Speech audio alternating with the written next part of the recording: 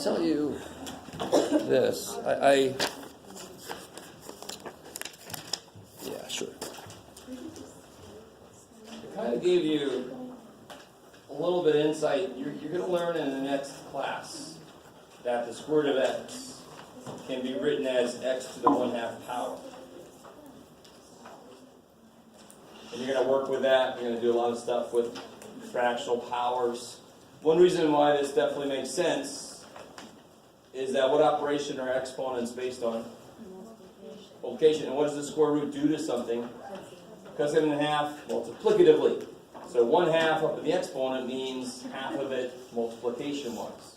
Cut half of 9 is 3, not 4.5. That's addition-wise. All right. If you realize this, that's why this kind of problem here is easy, because it really is just taking half of 12. So that would be x to the 6th. What would the cube root of x12 be then? X to the 4, because 3 goes into 12 4 times. And remember, what's a cube root always mean? What's it asking you? What's a cube root asking you? What does it take 3 of to multiply to be the inside? And what is x4 times x4 times x4? X freaking 12. So of course the cube root of that is x to the 4th, because that's what it takes 3 of to make x to the 12. So all that together still means 3 goes into 12 4 times. That's the nice shortcut, because that leads directly from what it means. But then can't you go further, because x to the 4th is just x to the 2nd. This 4 is a square. Sorry. There's no more roots left, right? No. What's being done? What is there left to do to this? Nothing. Okay. It's just x to the 4th. There's no more roots. So there were a few people that did stuff like square root of 9 equals square root of 3. What's wrong there? No square root. Yeah, square root of 9 is not equal to square root of 3. Square root of 9 equals 3. The square root symbol's gone because it did its job. Otherwise, when would you stop? Cut it in half, cut it in half, cut it in half, cut it. Oh, shit. So cut it in half, it's done its job, it's gone.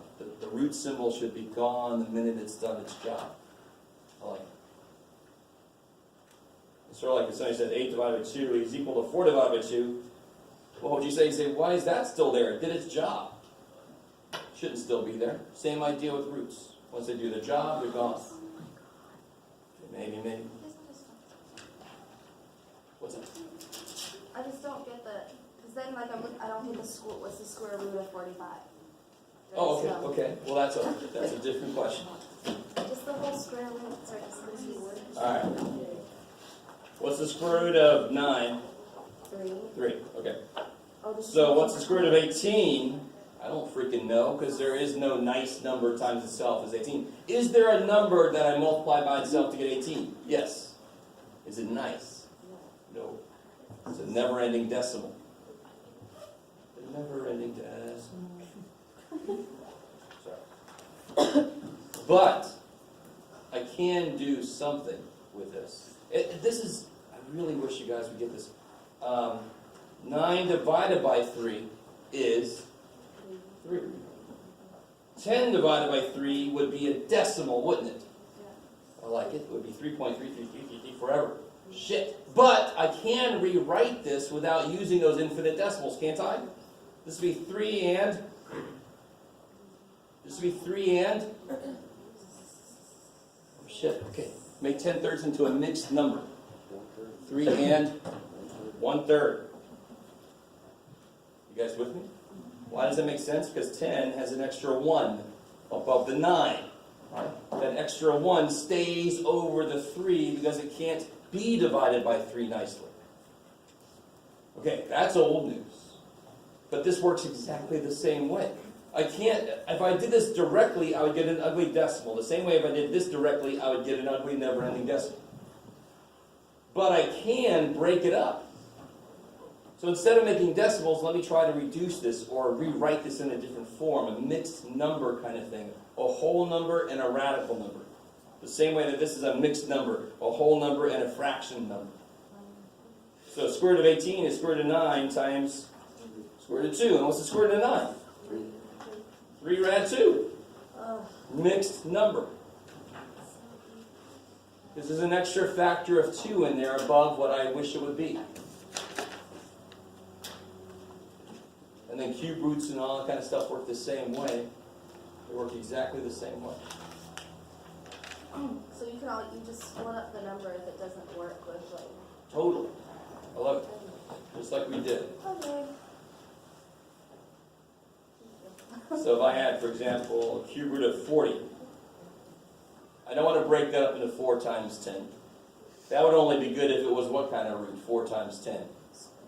Square root 4 would work beautifully for that. Cube root 4 doesn't do shit for me. What number can a cube root be taken of? Grammar, not me, specialty. 8.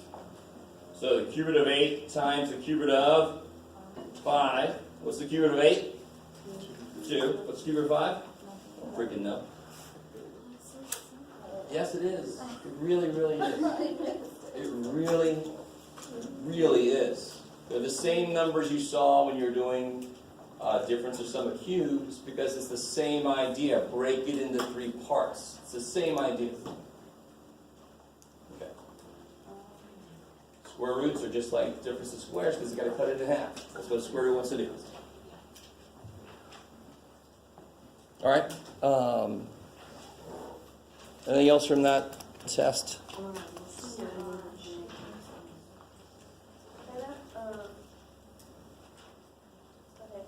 So, I don't know what S1 is about, but mine is number 4. It's the one that first goes 7 miles. The one that uses equals R times. I know how to set it up, I just don't know what goes after the equal sign. Like, I know. Oh! What did it say, though? It said that they are in the same time. So you set the 2 times equal to each other. There's no time plus time equals something. If I would have said together they traveled for 7 hours, then you would have added it. It says in the same time. So a lot of people had time plus time equals, and then they made something up. Well, here it says the same time, so one guy's time equals the other guy's time. And then you can cross multiply. Yeah. So we saw several of those where it said same time, and then you just set the time Because equal. I put them both together, I put 70 over x minus 6 plus 100 over x and then equals, and I didn't know what to put. Yeah, I wouldn't know either, because it didn't say anything about that, yeah. Okay. Okay.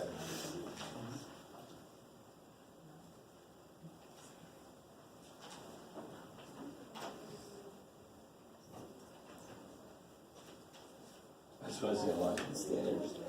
All right, so you don't have to, if you want to transition away from the test, we can talk about the practice final. Anybody still need the practice final?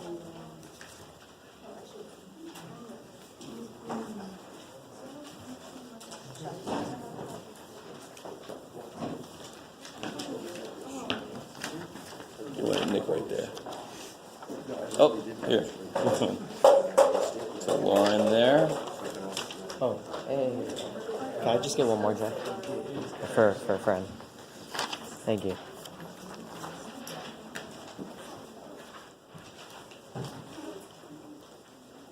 One more. How many friends you got, Nick? 20. Oh, man. Thank you. Is your math one-time class pass or fail, or is it a letter grade? So everything above 100 levels should be letter grade. There might be a couple that pass fail. And then how does like this pass or fail, is that like how does it affect your GPA? Like so, Not at all. So But if you don't pass and you do that 3 times, then you can't take it again here. You see what I mean? So pass to pass does not affect your GPA. And you can actually elect to have a certain number of your classes be pass no pass no matter what level they are. Do you understand what I'm saying? no. There's restrictions on that depending on your major and so forth, and you can only do that so many times. But if you're taking like History 108 and you're like, I'm going to suck, let me just make this pass no pass, you can do that. Again, a certain number of times, and depending on your major, certain courses. I don't know if you guys knew that.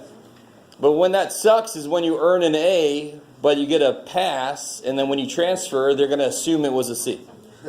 Trust me, because I used to placed all the incoming freshmen into their first math class when I worked on the East Coast at a little private college. We only had 600 freshmen come in every semester. We had a total of 1,600 students at the college. Can you imagine? There's 20,000 students here. You understand? So I looked at a lot of transcripts, and I just assumed the passes were C's, that you have to. So you want to be very careful if you elect to do something as a pass. Now what sucks for you guys, I still want you to understand, you should shoot for that frickin' A. And I'll tell you what you need to make an A. You're not going to make an A, you're going to make a pass. But why do you still want to shoot for an A? Because then your next math class will be that much easier. I hate the people that I don't hate them, but they do great, and then they just kind of slough off. They're like, I just need to get a 2 on the final to pass. Bleh. And then they kind of suck in the next class because they kind of shot themselves in the foot. Anyway, all right. Let's come back to this test and the practice final. Where do you want to go next? It's really kind of dependent on you guys. 1A. Where are we at? 1A. 1A. I like it. On the practice final? Yes.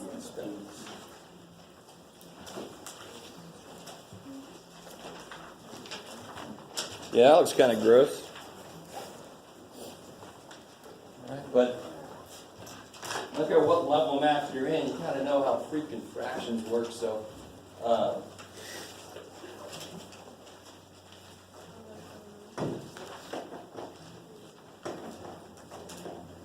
you could do that inside there a couple different ways. But I don't know if you remember, when you multiply or divide fractions, you pretty much want them as improper, not mixed. What is 3 1/5? That is a mixed number, right? It's got a whole part, 3. It's got a fraction part. See how math people went, well, that's a mixture of different shit. Let's call it mixed. All right. So it's a mixed number right now. Can you change that into an improper fraction? 3 times 5 plus 1. Now, it's really, really unfortunate that they chose this format for a mixed number. 3 1/5 is not the same thing as 3 times 1/5. Because what's 3 times 1/5? 3/5. 3 1/5 is not 3/5. So what does 3 1/5 actually mean? 3 times 1. No. What does 3 1/5 mean? Not how do you change it. 3 plus 1/5. That is what it means. Stay with me. So it's really unfortunate that that was the choice. Now, to be honest, there's not much really other choice. You just have to know based on context. This is not in parentheses, so I know it's not times. Now, this is why the shortcut works. You guys, what's the shortcut? Most of you guys started just to tell me what that. You multiply 5 times 3, and then you add 1. Why does that work? Because 3, whatever this number is, it's always going to be over 1. And then what's it missing? Whatever the hell that is. So then you have to give it whatever that is. Look, 5 times 3. 5 times 3 plus 1. That's why the shortcut works, right? So 5 times 3 plus 1 is? So this becomes 16/5 minus 1/10 divided by 31/20. Become a 3, Jeff. Oh, my poor little mutant 3. Oh my God, I'm getting worse. I have a 3. All right. I have a 3. All right. And now, what do I do inside here? What do I need? You multiply 2, yeah. Some of you guys still don't seem to get that you need like denominators. Really listen to me just for a second. When you add and subtract anything, they have to be like terms. Right now I got 16/5 minus 1/10. They're not like terms. So when I make LCD, I'm actually making them like terms. So what? Of course, I got to multiply the first one by 2 times 2 times 2, and then I make them like terms. Now I got 32/10 minus 1/10 is 31/10. The bottom doesn't change because that's the thing that I'm kind of accumulating. 32 of these minus 1 of these is 31 of these. And then what do I do? Divide 31 over 20. I can make that times 20 over 31. And then what happens? 31's go away. Yeah, the 10 I can divide by 10, and the answer is 2. I like it. So yeah, I'm going to have a problem I have. Don't feel like you've left fractions behind. You should know better than that. Because the real world fractions happen. Right? See again? Yeah, you guys do B then. If you haven't done B yet, try B out. What kind of problem is, well, I mean, I hate when I say that because every problem is this. But what kind of problem is B just in your face about? PEMDAS, I love it. That's always true though. You always got to follow PEMDAS, but please excuse my dumbass son. I like that. What was that? I came up with, please excuse my deficient algebra skills. Yeah. Oh. Hey, you can excuse my deficient art skills or writing skills. I mean, come on. We all have different skills.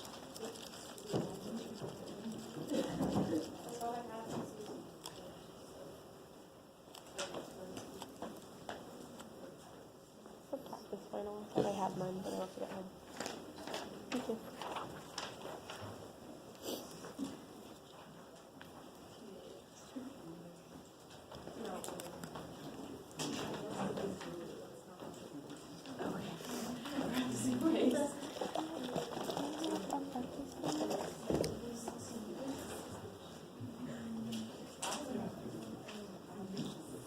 I should have more somewhere.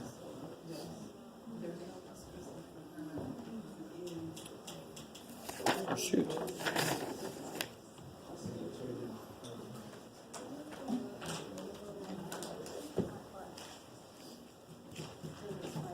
Maybe I gave them away by now. Let's see. Apparently. All I have left is this one. Sorry about it.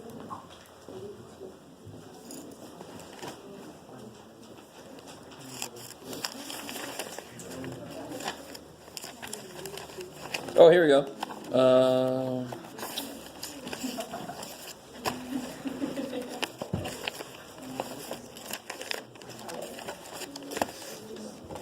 Ooh, there's some more stuff here too.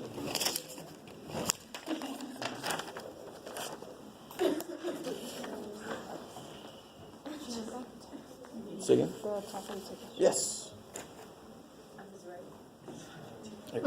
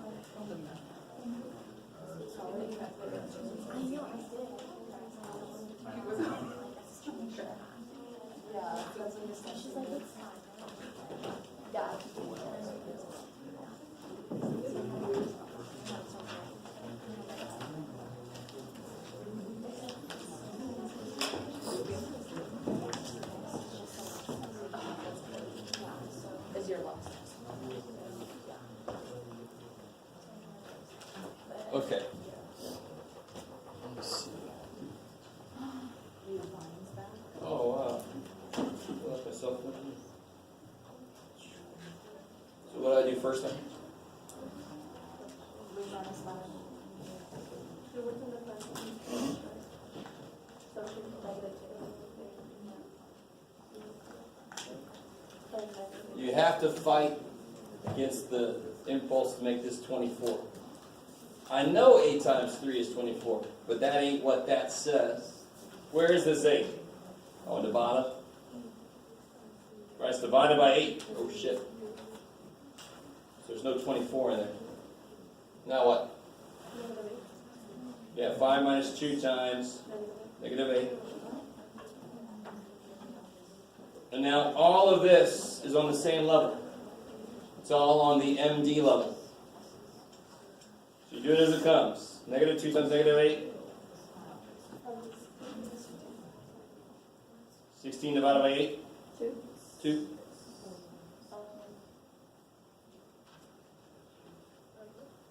2 times 3. 5 plus 6. Well, you're zoomed way in there, dude. There you go.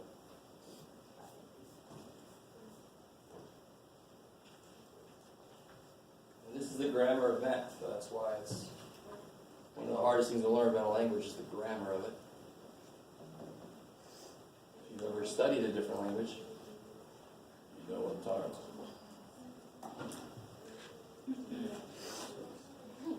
Is the chair masculine or feminine?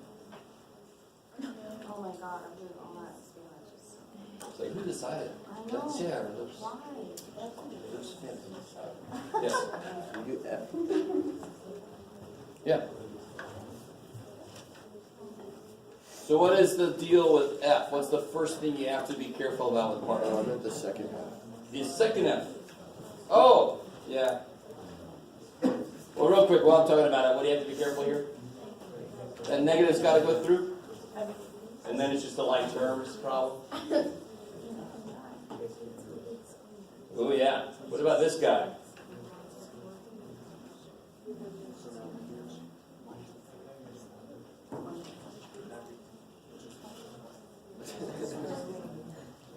So I could just divide each piece by that. What's being divided by 6x4y squared? That is, and that is, and that is. So I break them up. When do I have to use long division? Not just when I say, but when the bottom has more than one term. It's only got one term on the bottom, so I can split it up. This is more than one term, oh shit. Can't do that. So I write that over this. See how that becomes a reducing problem? Plus that over this. Another reducing problem minus that over this, another reducing problem. Yeah.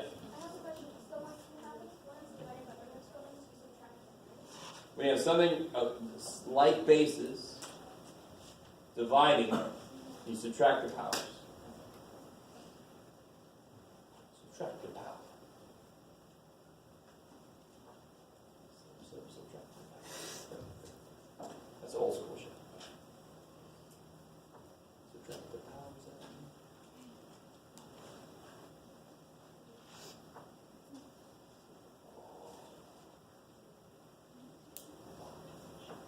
I have to keep myself occupied. Nobody's asking me.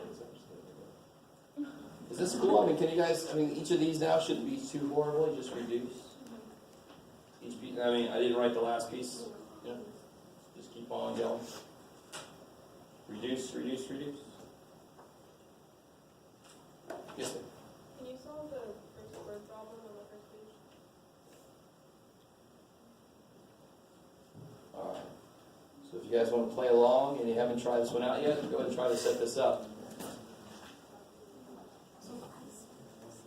By the way, I've got the answer key. I'm going to give it to you today. Holy crap, it's already 40 past. Maybe I'll give it to you right now.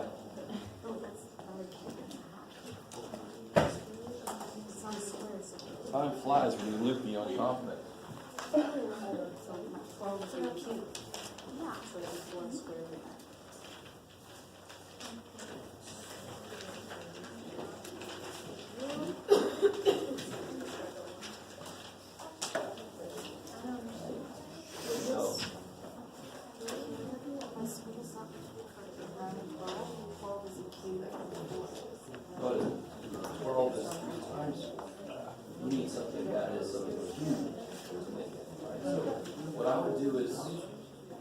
about a few numbers and try to decide what a way to buy it is.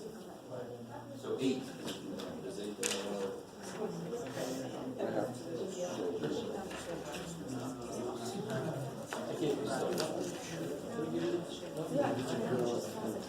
Alright. Oh. I got it. Where are they?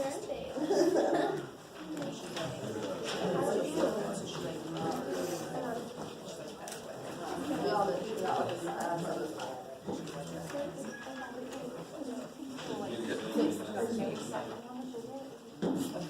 It'll bring you up to like probably like a B.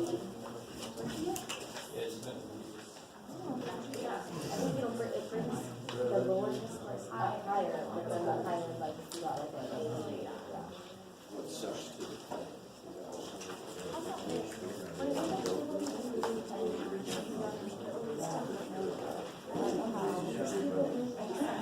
I don't know how.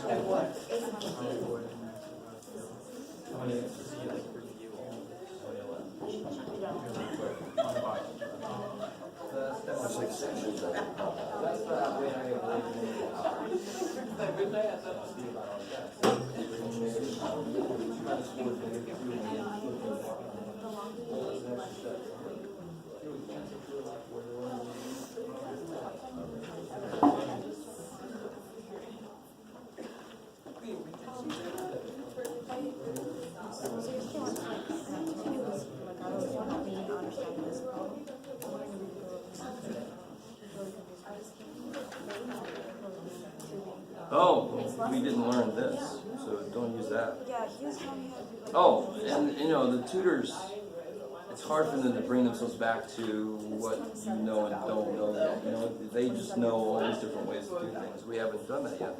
Here you gotta do 3 times negative 261. Find factor that number that has to be 2. It's not gonna be pretty, but that's the process you do, right? Because the first number is not a 1. You gotta multiply it. Where am I gonna go?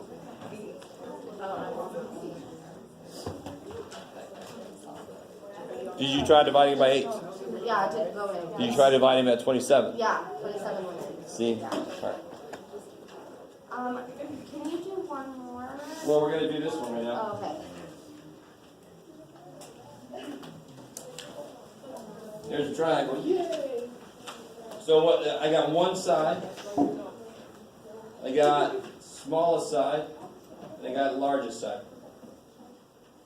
So the first step in any word problem is not mathematical. It's just what are the parts of the problem. So this is the English parts of the problem. Now I gotta write that. I gotta translate them into math. Who's gonna be just X?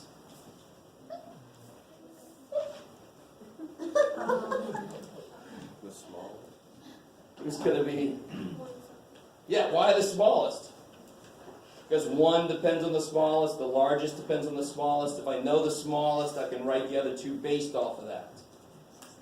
So if I call the smallest one X, what's the one side? Twice that minus 3. So twice that minus 3.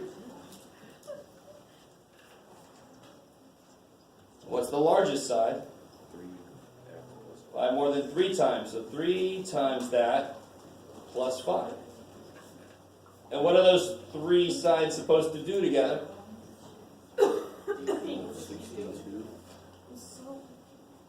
What's up? No, nothing. Different problem. Okay. Yeah, they have to add to be 62 because this is a perimeter problem, right? It's not an area problem. It's perimeter, so you just got to add all the sides up. If you add all the sides up, you're supposed to get 62. And now you got a nice little equation. Comes out nice. Thank God. Okay. It's on the test. It's the square root of 5 square root, like 5's on the outside. The 5th root of? Yeah. 12x, or x to the 12th, y to the 8. And Oh, okay. So let me make one like that. Okay. This is what I was talking about earlier. So if I had the 7th root of a to the 8th, d to the 17th, e to the, what do you got, Jeff? 42nd. Yeah. So this is a perfect example of explanation, explanation, explanation, and then notice a shortcut. Yeah, I tried splitting So 7 goes into 8 once. with One 1 left. Dude, I think Because if this was a to the 7th, what's the 7th root of a to the 7th? What's the 7th root of a to the 7th? A. There's the a. And there's an extra stupid a that's stuck inside. 7 goes into 17 twice with 3 left over. 7 goes into 42 6 times with no left over. So that's exactly how everybody's, whatever problem that was, works. I so. think it's the last one in this section here. Yeah. So 5 goes into 12 twice with 2 left over. Could be. Just 5 plus that's 10 and then okay. There you go. Alright. Yeah. I was gonna practice it. Yeah, let's focus on this. What's the 7th root of a to the 7th power? A. These cancel each other, you get a. So, what's the 7th root of a to the 8th power? Isn't there an extra a in there? So that would be the 7th root of a to the 7th times the 7th root of that extra stupid a. This we just said is a.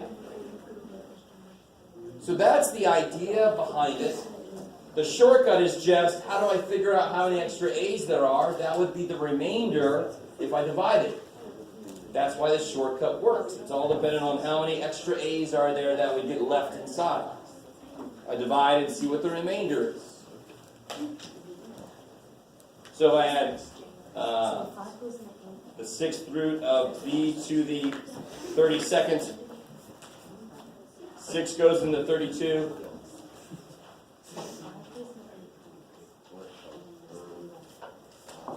6 goes into 32.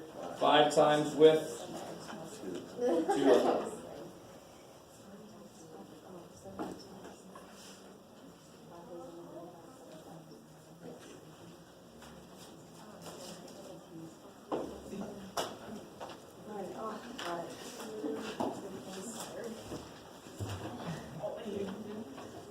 Do you think you could show the one division left for cheap? Yeah, I'm surprised nobody asked.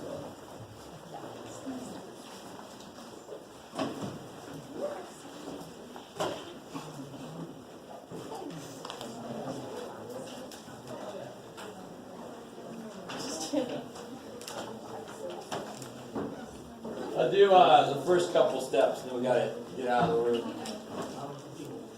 X times what is x cubed? X squared. X squared. X squared times x. The big mistake I've noticed people making is they forget to do x squared times 5.